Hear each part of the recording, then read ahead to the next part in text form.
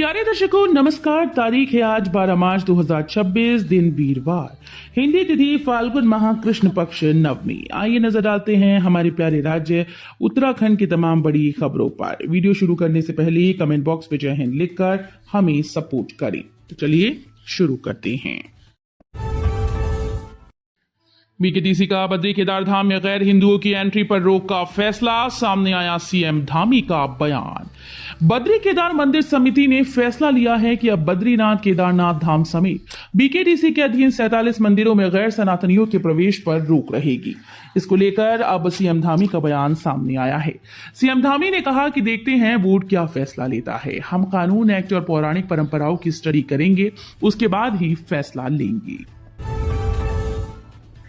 उत्तराखंड के इन 5 जिलों में बारिश और बर्फबारी की संभावना, आकाशीय बिजली भी चमकेगी, मौसम विभाग ने की ताजा भविष्यवाणी। उत्तराखंड में मौसम का मिजाज बदलने वाला है। राज्य के इन 5 जिलों में मौसम की चेतावनी जारी है, यानी पहाड़ों में बारिश बर्फबारी की आशंका जताई गई, जबकि 3800 मीटर या उससे ऊंचाई वाले इलाकों में बर्फबारी देखने को मिल सकती है। अन्य शेष जनपदों में मौसम शुष्क रहने का अनुमान है। वहीं पहाड़ों में मौसम बदलने के बाद मैदानी क्षेत्रों में असर दिखाई देगा। लोगों को गर्मी से राहत मिलने के आसार हैं। फिलहाल देहरादून का तापमान 32 डिग्री तक पहुंचा है। ऐसे में लोगों को मार्च माह में अधिक गर्मी महसूस हो रही है। मौसम विभाग के पूर्वानुमान के मुताबिक 11, 12, 13, 14 और 15 मार्च तक राज्य पर्वतीय इलाकों में कहीं कहीं हल्की बारिश और बर्फबारी का दौर जारी रह सकता है। मुख्यमंत्री धामी ने दी 75 करोड़ से अधिक की स्वीकृति। सड़क निर्माण, स्वास्थ्य, बाढ़ सुरक्षा, कचरा निस्तारण और पर्यटन स्थलों पर सुरक्षा व्यवस्था होगी मजबूत।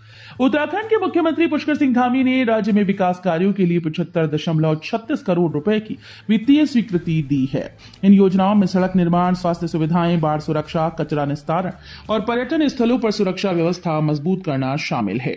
स्वीकृत परियोजनाओं में पौड़ी गढ़वाल जिले के पाबू विकास खंड में बेड़ा जगड़ मोटर मार्ग के 1 से 5 किलोमीटर तक सुदृढ़ीकरण और डामरीकरण के लिए 3.58 करोड़ रुपए शामिल हैं। हरिद्वार जिले के राजकीय उप जिला चिकित्सालय रुड़की में विद्युत वायरिंग कार्य के लिए 3.93 करोड़ रुपए मंजूर किए गए हैं। देहरादून जिले के मसूरी विधानसभा क्षेत्र में न्यू कैंट मोटर मार्ग से 2 लेन 10.50 मीटर चौड़ा करने के दूसरे चरण के लिए 16.87 करोड़ रुपए की स्वीकृति मिली है। कोसी नदी में अवैध खनन पर वन विभाग की कार्रवाई। उत्तराखंड के रामनगर में वन विभाग ने कोसी नदी क्षेत्र में अवैध खनन के खिलाफ बड़ी कार्रवाई की। इस अभियान के तहत 5 डंपर और एक संदिग्ध बाइक जब्त की गई। बताया जा रहा है कि ये बाइक वन विभाग के राजकीय वाहनों की गतिविधियों पर नजर रख रही थी। तराई पश्चिमी डिवीजन की टीम ने ये कार्रवाई की। अभियान के दौरान वन विभाग की टीम ने कोसी नदी क्षेत्र में एक डंपर को मौके पर अवैध खनन करते हुए पकड़ा। कार्रवाई के दौरान टीम को एक फील्डर बाइक भी संदिग्ध स्थिति में मिली। ये बाइक राजकीय वाहनों की रेकी कर रही थी। टीम ने तुरंत बाइक को भी अपने कब्जे में ले लिया।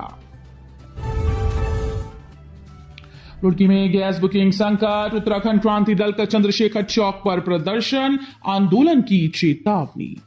रुड़की में घरेलू गैस की बुकिंग और आपूर्ति में हो रही देरी को लेकर गुस्सा सड़कों पर उतर आया। उत्तराखंड क्रांति दल के जिला अध्यक्ष दीपक लाखवान के नेतृत्व में स्थानीय निवासियों ने चंद्रशेखर चौक पर विरोध प्रदर्शन किया। प्रदर्शनकारियों ने सिर पर गैस सिलेंडर रखकर सरकार और गैस एजेंसीज के खिलाफ अनोखे तरीके से नाराजगी जताई। उन्होंने आरोप लगाया कि समय पर गैस उपलब्ध न होने के कारण उपभोक्ताओं को भारी परेशानी का सामना करना पड़ रहा है। लोगों का कहना है कि गैस की बुकिंग नहीं हो पा रही और जिन उपभोक्ताओं ने बुकिंग कर भी दी उन्हें समय पर सिलेंडर नहीं मिल पा रहा है। घरेलू गैस जैसी आवश्यक सुविधा में इस लापरवाही से आम जनता को काफी दिक्कतों का सामना करना पड़ रहा है। उत्तराखंड के प्रसिद्ध लोक गायक दीवान कनवाल का हुआ निधन, पूरे क्षेत्र में शोक की लहर। उत्तराखंड के प्रसिद्ध लोक गायक दीवान कनवाल का निधन हो गया। दीवान कनवाल पिछले कुछ समय से बीमार चल रहे थे। हल्द्वानी के एक निजी अस्पताल में इलाज कराया गया था। इसके बाद खत्याड़ी में अपने आवास में रहे थे।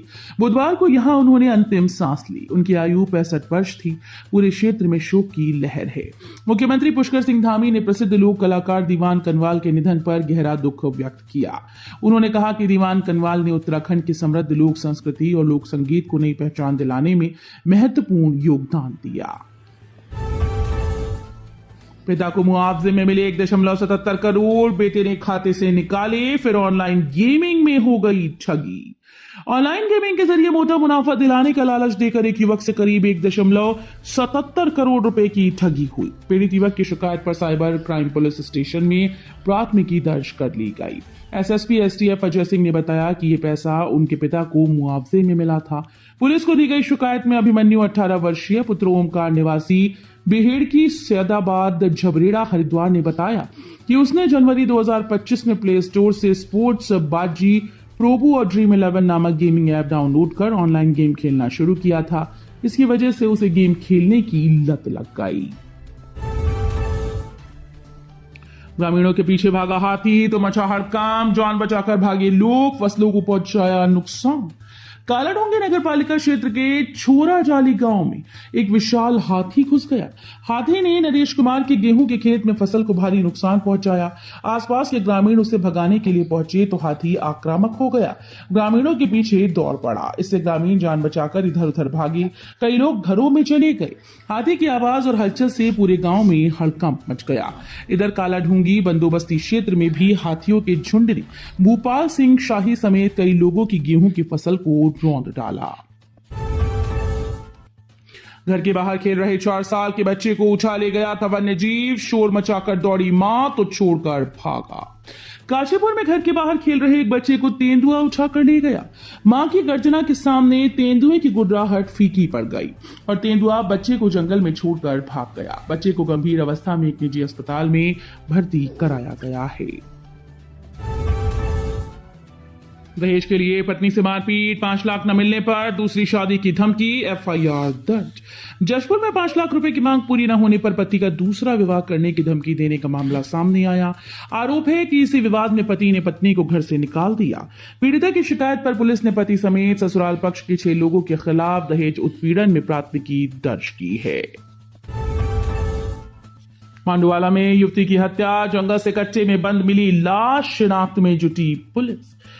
प्रेमनगर थाना क्षेत्र के मांडुवाला में युवती की हत्या का मामला सामने आया। कट्टे में बंद करीब 6 दिन पुराना शव मिला। शव करीब 30 से 35 साल की महिला का है। पुलिस इसकी शिनाख्त में जुट गई है। जानकारी के अनुसार मांडुवाला में सड़क किनारे जंगल में एक कट्टे से बेहद तीव्र दुर्गंध उठ रही थी। स्थानीय लोगों की सूचना पर पुलिस ने मौके पर पहुंचकर जांच की। जब कट्टे को खोलकर देखा गया तो उसमें एक महिला की लाश मिली। देहरादून में दर्दनाक हादसा, आईटी पार्क क्षेत्र में पेड़ से टकराई बाइक, बिहार और नागालैंड के 2 छात्रों की हुई मौत। आईटी पार्क क्षेत्र में एक तेज रफ्तार बाइक अनियंत्रित होकर पेड़ से टकरा गई। इस दर्दनाक सड़क हादसे में 2 छात्रों की मौत हुई। दोनों शहर के एक निजी कॉलेज में पढ़ाई कर रही थी। इंसानियत शर्मसार, बेटी के साथ बनाए शारीरिक संबंध, पिता पर गंभीर आरोप, बोली दवाएं देकर करती थी। उत्तराखंड के नैनीताल से इंसानियत शर्मसार करने वाली घटना सामने आई, जहां एक पिता ने अपनी ही बेटी का यौन उत्पीड़न किया। आरोप है कि पिता बचपन से शारीरिक संबंध बना रहा था। रोती बिलखती पीड़िता ने बताया कि पिता दवाई देकर उसकी सेक्सुअल ग्रूमिंग कर रहा था। 8 साल से घर में बंद करके रखा था। बता दें कि मामला महिला आयोग की जनसुनवाई में प्रकाश में आया। मामले में एसएसपी को पत्र लिखने की बात कही गई। नैनीताल में महिला आयोग की जनसुनवाई के दौरान एक हैरान कर देने वाला मामला सामने आया, जहां नैनीताल निवासी एक युवती ने बताया कि उसका पिता बचपन से उसका यौन उत्पीड़न कर रहा है। उसकी सेक्सुअल ग्रूमिंग के लिए दवाइयां खिलाई। आरोप है कि 8 साल से पिता ने घर में बंद करके रखा। पिता का भाई और अन्य रिश्तेदार भी संबंध बनाने का प्रयास करते थे। बताया कि पिता लिव इन में एक महिला के साथ रहे हैं। घर की प्रॉपर्टी महिला के बच्चों के नाम कर दी है। तो ये थी उत्तराखंड की बड़ी खबरें। हम मिलेंगे अगले बुलेटिन में, तब तक के लिए धन्यवाद।